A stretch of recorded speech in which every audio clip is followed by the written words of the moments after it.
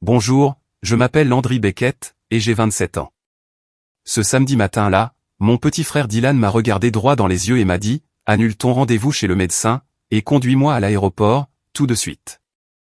J'ai dit, non. L'instant d'après, sa main s'est abattue sur mon visage avec une telle force que j'ai chancelé. Salope égoïste, a-t-il hurlé. Mes parents n'ont même pas scié. Maman a juste ajouté froidement, son avenir à lui, il compte vraiment. Le tien, non. Ce rendez-vous chez le médecin, celui pour lequel j'ai attendu 9 mois entiers, celui qui allait me dire si la grosseur dans mon cou était un cancer ou non. Son vol pour le Perfect Game National, l'événement de détection qui pourrait lui assurer un contrat de plusieurs millions d'euros en MLB. Je suis parti le jour même, et ils ont tout perdu. Si votre propre famille a déjà choisi le rêve de quelqu'un d'autre au détriment de votre propre vie, alors restez jusqu'à la toute fin. Celle-ci se termine de manière glaciale. Cliquez sur le bouton s'abonner dès maintenant pour ne jamais manquer une seule histoire vraie comme celle-ci. J'ai toujours été l'ombre, au bord de notre propre jardin. Dès l'âge de 8 ans, ce jardin était le royaume de mon petit frère, Dylan. Papa a arraché l'herbe, et a coulé une dalle de béton, juste pour qu'il puisse avoir un tunnel de frappe de 18 mètres, avec un filet de qualité professionnelle et un éclairage de stade qui illuminait tout le quartier. Chaque lundi, mercredi et vendredi, un nouvel entraîneur privé, vêtu d'une veste d'échauffement de la Ligue majeure, débarquait dans un Silverado surélevé, pour 300 € de l'heure, en espèces. Sans reçu, bien sûr. Les week-ends n'étaient plus des week-ends. C'étaient des vols de nuit pour Jupiter, Fort Myers, Phoenix, Cary, Lake Point, partout où se tenaient les meilleurs tournois de baseball de voyage ce mois-là. Dylan voyageait en première classe à 12 ans. Moi, je prenais encore le bus pour aller au Community College. Je payais mes propres livres, ma propre nourriture, absolument tout. Pendant que Dylan recevait des crampons sur mesure moulés à ses pieds toutes les 6 semaines, moi, je travaillais de nuit comme agent d'entretien dans un parc de bureaux près de Bellevue, puis j'embauchais à 6 heures du matin chez Einstein Bros. Sur Pearl Street, pour pouvoir accumuler assez de crédits pour être transféré à l'université du Colorado à Boulder. Ma chambre, c'était le sous-sol non aménagé, des murs en parpaing, une ampoule nue, un futon trouvé sur Craigslist, et la bande-son constante des balles de baseball s'écrasant contre le filet au-dessus de ma tête, jusqu'à minuit. Certaines nuits, je comptais les impacts au lieu des moutons. 137, 138. Jusqu'à ce que les lumières s'éteignent enfin. Maman gardait un immense tableau effaçable à sec sur le frigo, avec toute l'année de Dylan planifiée en rouge, championnat du monde WWBA en juillet, Perfect Game National en juin, Area Code en août. Mon horaire de travail n'a jamais eu droit au moindre carré. Quand j'ai été accepté à Boulder avec une bourse partielle, papa a levé les yeux de son téléphone juste assez longtemps pour dire « Cool. Ça veut dire que tu partiras plus tôt. » Ils ne sont pas venus à ma cérémonie de remise des diplômes. Dylan avait un événement de détection en Géorgie ce week-end-là. Maman m'a envoyé un SMS, avec un emoji de baseball, et rien d'autre. À 26 ans, j'avais enfin un vrai travail dans une agence de publicité du centre-ville, gagnant assez pour louer un studio de 37 mètres carrés près de Colfax. J'envoyais encore de l'argent à la maison tous les mois, parce que les frais de baseball de voyage avaient de nouveau augmenté, ou que le nouveau radar coûtait 2000 €, ou que l'équipe avait besoin de nouveaux uniformes avec le numéro de Dylan brodé en 3D dans le dos. Je me disais que c'était temporaire. Une fois que j'aurais fait examiner la grosseur dans mon cou, une fois que je saurais que j'allais bien, j'arrêterais. Je poserai enfin une limite. La grosseur est apparue juste après mon 26e anniversaire, dure comme une bille sous ma mâchoire. Le médecin de famille à Littleton l'a senti, a froncé les sourcils, et m'a envoyé directement chez un ORL. L'ORL m'a envoyé en oncologie. Tous les spécialistes à une distance raisonnable avaient des listes d'attente de 6 à 10 mois. J'ai pris le tout premier créneau que l'on m'a proposé, 9 mois plus tard. Je l'ai noté en rouge dans le calendrier de mon téléphone, la seule chose rouge qui ait jamais concerné ma vie. Et j'ai attendu. J'ai attendu pendant que la grosseur grossissait. J'ai attendu pendant que ma voix commençait à se briser sur certains mots. J'ai attendu pendant que la balle rapide de Dylan passait de 148 à 154 km/h, et que les sites de recrutement commençaient à le qualifier de bras générationnel. Personne, dans cette maison, ne m'a jamais demandé comment j'allais. Maman n'appelait que lorsque l'entraîneur avait besoin d'un autre paiement. Papa n'envoyait des SMS que lorsque Dylan avait besoin d'un transport pour l'aéroport, parce qu'Uber était trop lent. Je continuais à virer l'argent, à me présenter avec du Gatorade et des graines de tournesol, à faire semblant de ne pas remarquer que mes colliers ne reposaient plus à plat. Je me disais qu'une fois le rendez-vous arrivé, tout changerait. Je compterais enfin pour quelqu'un, même si ce n'était que le médecin. Mais ce rendez-vous tombait exactement le même samedi où Dylan devait être à l'aéroport international de Denver à 8 heures du matin, pour le vol charter privé vers le plus grand événement de détection de sa vie. Et pour la première fois en 27 ans, j'ai réalisé que j'en avais fini d'être l'ombre. Ce samedi matin-là, Dylan a dévalé les escaliers en trombe, comme si toute la maison était son club privé. Il portait son sweat à capuche de voyage Perfect Game, celui avec son numéro brodé en grand dans le dos, son sac de sport se balançant, ses AirPods crachant la playlist d'ambiance dont il était obsédé cette semaine-là. Il ne m'a même pas regardé, il a juste aboyé en direction de la cuisine. Landry, les clés. On part dans 25 minutes. Le vol est à 10 heures. J'étais adossé à l'îlot, serrant la première tasse de café chaud que je dégustais en paix depuis une éternité. Mon téléphone était posé, écran vers le haut, à côté de moi, brillant du rappel pour lequel j'avais vécu, CUL sans chute oncologie, Dr. Sarah Mitchell. 11h30, ne pas reprogrammer. J'ai pris une longue gorgée et j'ai dit, je ne te conduis pas. J'ai mon rendez-vous. Il s'est arrêté au milieu du salon, a retiré un AirPod. Quel rendez-vous? Le spécialiste. La grosseur dans mon cou. Celui que j'attends depuis 9 mois. Il a vraiment ri, comme si j'avais raconté la blague la plus nulle du monde. Tu es sérieuse, là? Appelle-le et déplace-le. C'est le Perfect Game national, Landry. Toutes les équipes de la MLB envoient des recruteurs. Je ne vais pas rater ma chance parce que tu as une visite médicale quelconque. Ce n'est pas quelconque. Ils vont faire une biopsie. C'est peut-être un cancer. Il a levé les yeux au ciel si fort que toute sa tête a suivi.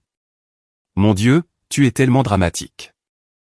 Tu as ce truc depuis des lustres et tu te portes très bien. Annule-le. Non. Juste ce mot. Calme, plat, final. L'air dans la pièce a changé instantanément. Il a lâché son sac, a fait 3 pas vers moi jusqu'à ce que nous soyons face à face. Sa voix a baissé à ce murmure hideux qu'il réserve aux gens qui osent lui dire non. Prends tes clés. Monte dans la voiture. Conduis-moi à ce juron d'aéroport. Je ne le ferai pas, sa main a bougé plus vite que je n'ai pu la suivre. Paume ouverte, à pleine puissance, elle s'est abattue sur le côté gauche de mon visage, comme une balle rapide de ligue majeure. L'impact m'a fait tournoyer. Ma hanche a heurté le coin pointu de l'îlot. Le café a explosé sur le comptoir, et je suis tombé lourdement sur le tapis du salon, les oreilles bourdonnantes, la vision clignotant en blanc. Maman et papa étaient déjà là. Ils étaient entrés pendant que nous nous disputions et n'avaient pas fait un bruit. Papa a croisé les bras, m'a regardé au sol, et a prononcé les seules paroles qu'il m'adresserait jamais à nouveau, son avenir à lui, il compte vraiment. Le tien, non. Maman ne m'a même pas jeté un regard. Elle était trop occupée à s'assurer que la carte d'embarquement de Dylan était affichée sur son téléphone. Je suis resté au sol peut-être 4 secondes, goûtant le sang, sentant l'empreinte parfaite de sa main brûler ma peau. Quelque chose en moi, qui était fissuré depuis des années, s'est finalement brisé net en deux. Je me suis relevé, lentement, j'ai essuyé ma bouche, et je suis passé devant eux 3 sans un seul mot. J'ai monté les escaliers jusqu'à la chambre que je n'utilisais presque plus. J'ai attrapé le sac de voyage que je gardais pour les déplacements professionnels de dernière minute, j'y ai jeté des vêtements pour 3 jours de plus, mon ordinateur portable, mon chargeur, mes articles de toilette, le dossier épais contenant tous mes dossiers médicaux, et l'enveloppe avec 4 000 € en espèces que je cachais dans une boîte à chaussures pour les urgences. 14 minutes, entre la seconde où sa paume a heurté mon visage, et la seconde où j'étais de retour en bas. Dylan était déjà dans le garage, hurlant à propos du trafic. Maman tenait sa bouteille shaker comme si elle était en or. Papa ne s'est jamais retourné. Je me suis dirigé droit vers la porte d'entrée. Dylan a crié depuis le garage, « Landry, qu'est-ce que tu fous ?» Je n'ai pas répondu. J'ai ouvert la porte, je suis sorti dans le matin glacial de mai, et je l'ai refermée derrière moi avec un clic doux et final, qui, d'une certaine manière, a semblé plus fort que la gifle elle-même. Je suis monté dans ma voiture, j'ai reculé de l'allée, et je me suis éloigné de cette maison pour la dernière fois de ma vie. J'ai conduit directement à l'hôpital de CUL, avec l'empreinte de la main de mon frère encore brûlante sur mon visage. J'ai pris le ticket du parking à 10h57, j'ai trouvé une place au niveau 4, et je suis resté assise dans la voiture pendant 3 minutes entières, me regardant dans le rétroviseur. La marque devenait déjà violette, 5 doigts parfaits dessinés comme un fer rouge. J'ai attrapé mon dossier de dossiers médicaux, j'ai verrouillé la voiture, et je suis entré. La salle d'attente d'oncologie était calme, principalement des patients plus âgés et un adolescent à l'air effrayé avec sa mère. Quand l'infirmière a appelé Landry Beckett, elle a eu le même temps d'arrêt que la réceptionniste, mais est restée professionnelle.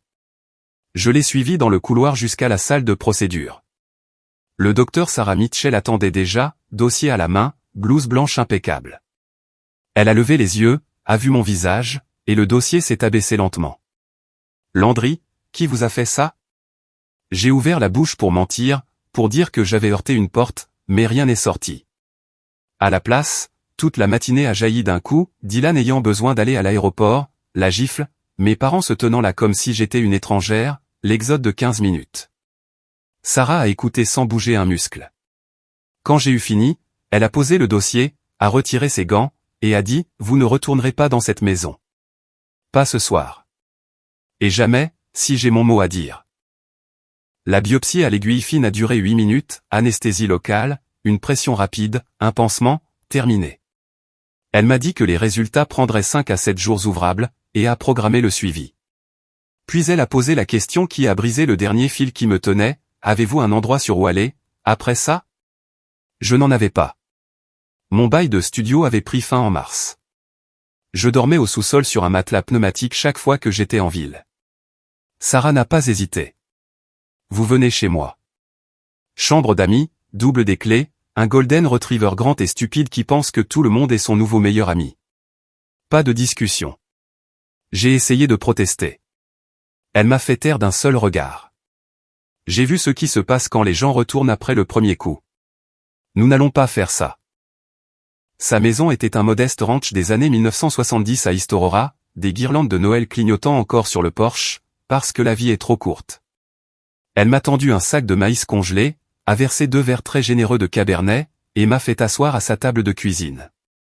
Puis elle a demandé ma carte d'assurance pour pouvoir terminer les formalités administratives de l'hôpital sur son ordinateur portable. J'ai fait glisser mon portefeuille sur la table. Elle l'a ouvert, a sorti la carte, puis s'est arrêtée net. Landry, pourquoi y a-t-il 9 cartes de crédit à ton nom ici, que je suis presque sûr que tu n'as pas ouvertes? Je lui ai dit que je n'en avais que 2. Elle s'est connectée au portail de facturation sécurisé des patients, et a demandé un rapport de crédit mis à jour à des fins de vérification d'assurance. Il s'avère que les oncologues peuvent obtenir des rapports complets en cas de suspicion de fraude. Et nous avons regardé l'écran se charger ensemble.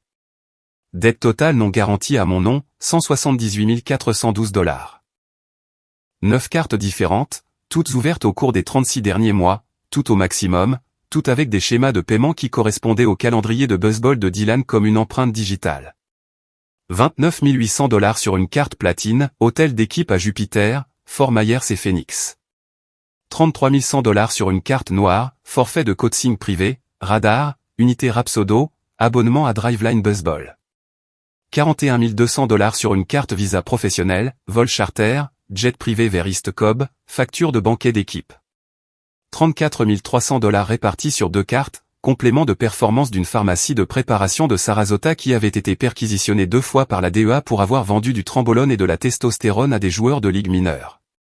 Chaque demande portait mon numéro de sécurité sociale, ma signature numérisée à partir d'anciens formulaires d'autorisation scolaire, mon adresse de Littleton. Certaines mentionnaient même Dylan comme utilisateur autorisé, pour qu'il puisse les exhiber lors des dîners d'équipe. Sarah a fixé l'écran pendant un long moment. Puis elle a fermé l'ordinateur portable, m'a regardé droit dans les yeux, et a dit « Ta famille ne t'a pas seulement agressé ce matin. Ils t'ont volé aveuglément pendant des années, et ils ont utilisé ton avenir pour acheter le sien. » J'étais assise là, dans la cuisine chaleureuse d'une étrangère, tenant du maïs congelé sur le côté de mon visage, fixant le chiffre qui représentait désormais toute ma vie d'adulte en dette, 178 000 $. Chaque centime canalisé dans le mythe de Dylan Beckett, futur choix de premier tour de la draft. Et pas une seule personne dans cette maison n'avait jamais pensé à me demander si j'allais bien. 2 semaines plus tard, le monde du baseball s'est enflammé. J'étais dans la cuisine de Sarah, dans un vieux sweat de l'université du Colorado, mangeant un yaourt directement dans le pot, quand mon téléphone est devenu fou.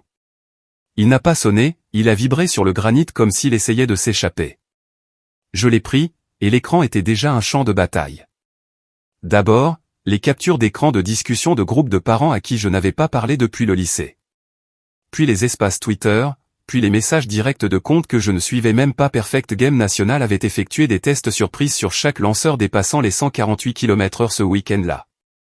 Dylan a été retiré du monticule après sa 4e manche, escorté aux services médicaux par 2 hommes en polo avec des badges de l'USADA. Ils ont prélevé du sang et de l'urine sur le champ. Les résultats sont revenus du laboratoire olympique de Colorado Springs en moins de 48 heures, positifs à 3 composés anabolisants distincts, un décélénate de boldénone, décanoate de nandrolone, et un rapport TE de 28, un des chiffres si caricaturalement élevés que le laboratoire l'a signalé comme incompatible avec un usage thérapeutique, et l'a envoyé directement au bureau de recrutement de la MLB. À 10h12, son nom avait disparu des classements en direct.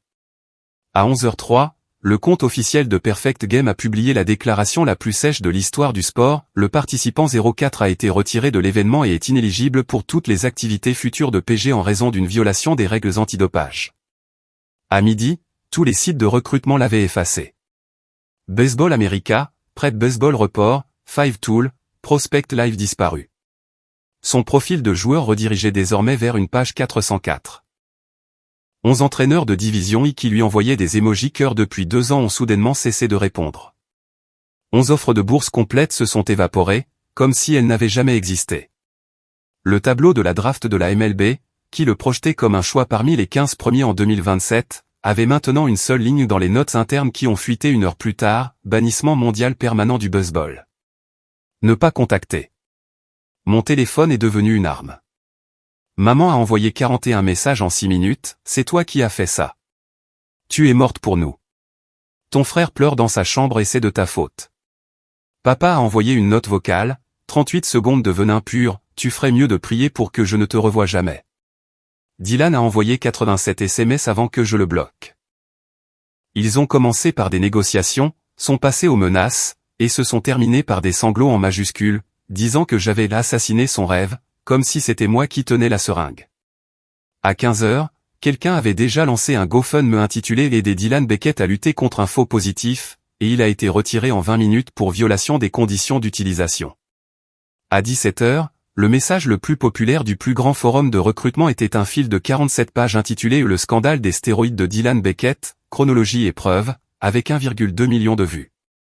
Quelqu'un a posté des photos côte à côte, Dylan a 16 ans, lançant à 143 km/h, Dylan a 18 ans, lançant à 156 km/h, les veines sortant de son cou comme des câbles. Les commentaires étaient brutaux, chirurgicaux, définitifs. J'étais assise par terre dans le salon de Sarah, les jambes croisées, faisant défiler le carnage, pendant que son Golden Retriever reposait sa tête sur mon genou. Chaque notification était une autre brique dans le mur qu'ils avaient construit autour de lui, finissant par l'écraser. Je n'ai pas souri. Je n'ai pas pleuré. J'ai juste regardé l'empire qu'ils avaient acheté en vendant mon avenir s'effondrer en temps réel, et je n'ai absolument rien ressenti. À 21h42, maman a appelé d'un nouveau numéro. J'ai laissé sonner. Elle a laissé un message vocal que j'ai mis sur haut-parleur pour que Sarah puisse l'entendre aussi, il a essayé de se faire du mal ce soir, à cause de ce que tu as fait. S'il meurt, son sang sera sur tes mains. Rentre à la maison tout de suite et arrange ça. J'ai bloqué ce numéro aussi. Puis j'ai retourné le téléphone, je me suis versé un verre d'eau, et je suis allé me coucher. Pour la première fois de toute ma vie, personne dans cette maison ne pouvait m'atteindre, et l'avenir parfait et doré de Dylan était déjà 6 pieds sous terre. Je leur ai accordé 30 jours de plus de silence radio total. Je ne les ai pas bloqués pour le drame. Je les ai effacés. Nouveau téléphone, nouveau numéro, nouvel email, tout était nouveau. Sarah a changé le mot de passe de sa sonnette vidéo la même semaine, après que maman ait tenté de se présenter à 2h du matin, en pleurant sur le porche. Enregistrement de sécurité uniquement, pas de conversation. Le 31e matin, je suis entré dans le bureau de Mason Brooks, au 17e étage, dans le centre-ville de Denver. Le même Mason qui m'avait payé en bière et en pizza pour écrire sa thèse de fin d'études.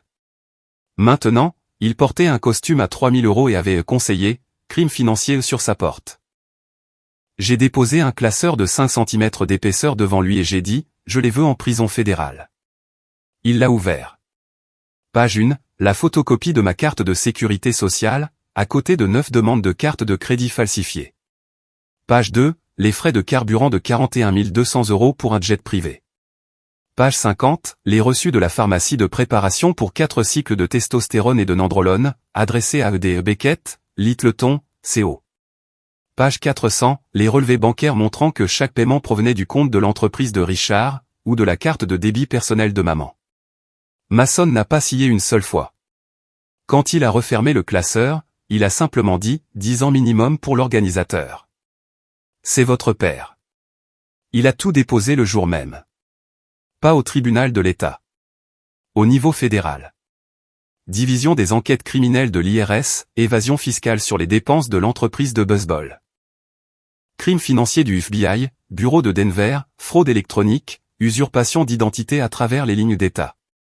Service d'inspection postale des États-Unis, fraude postale, ils ont utilisé l'USPS pour recevoir les cartes.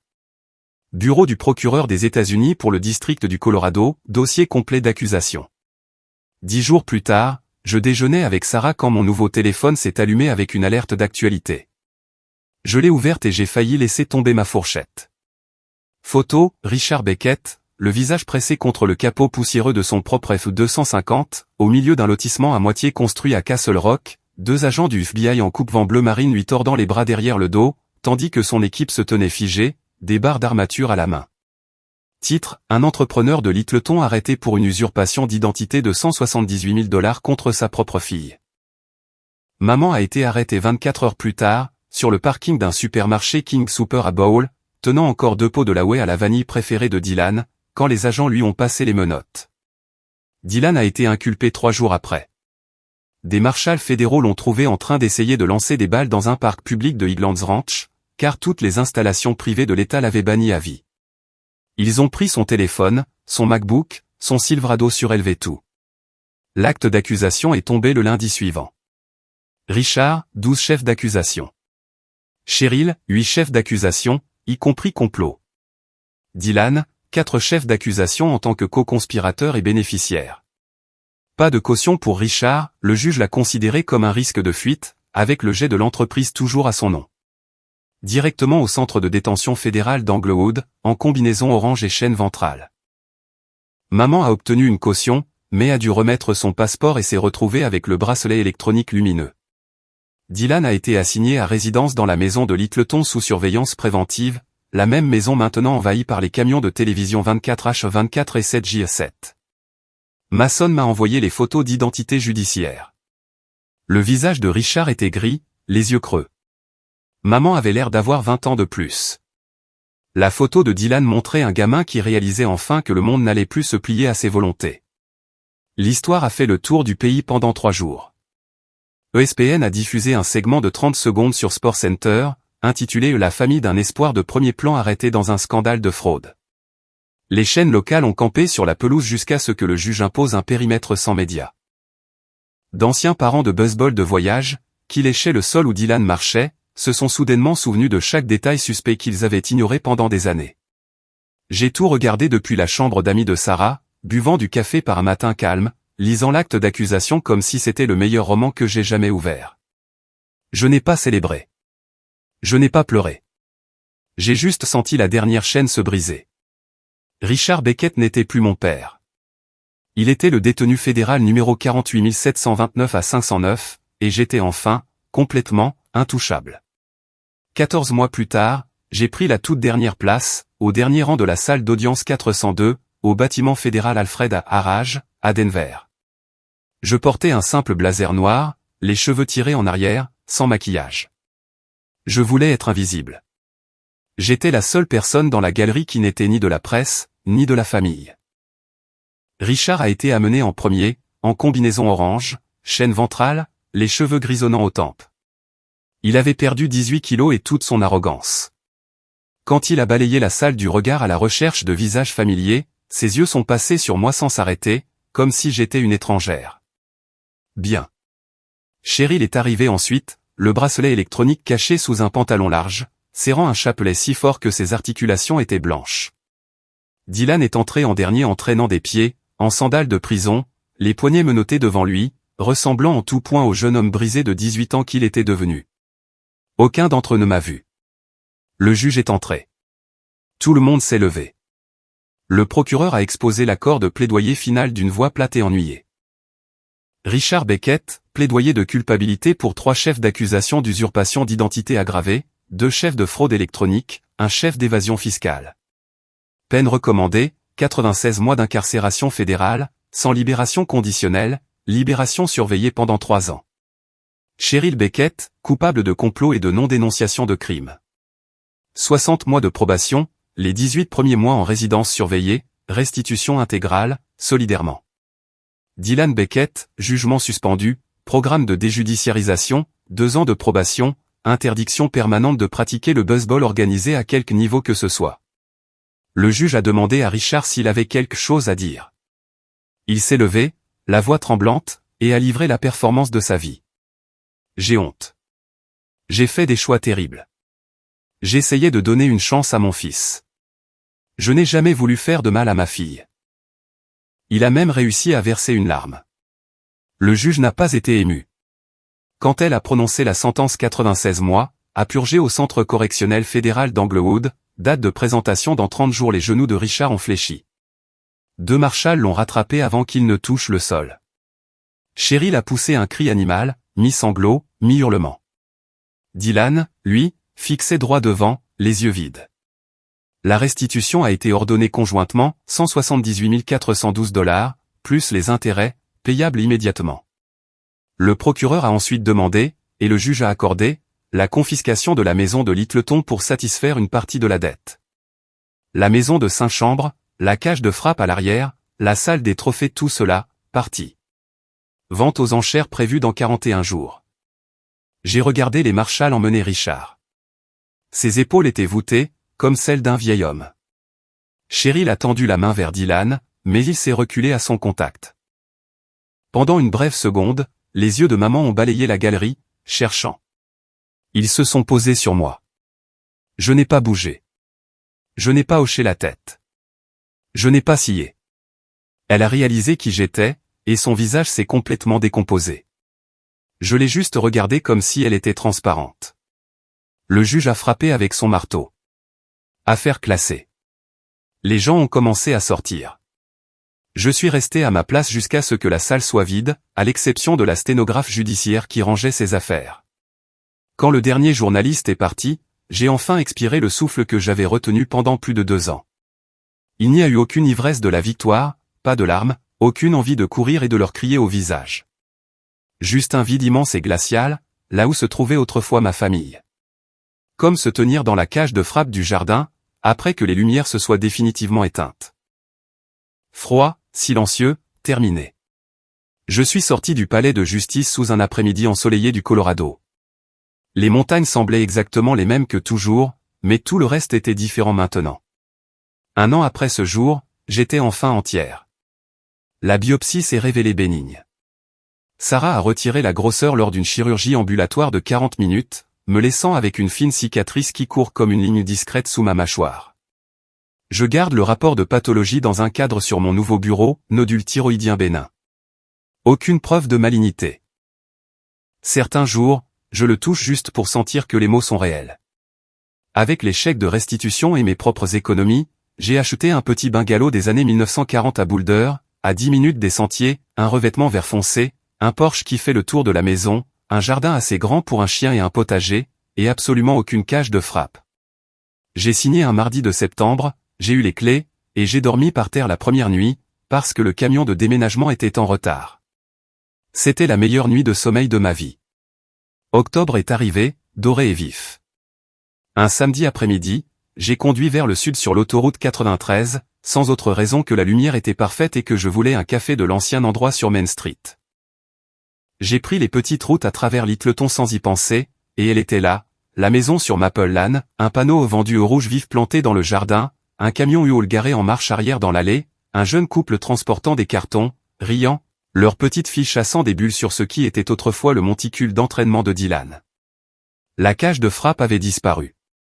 Les lumières du stade avaient disparu. Les étagères à trophées avaient disparu.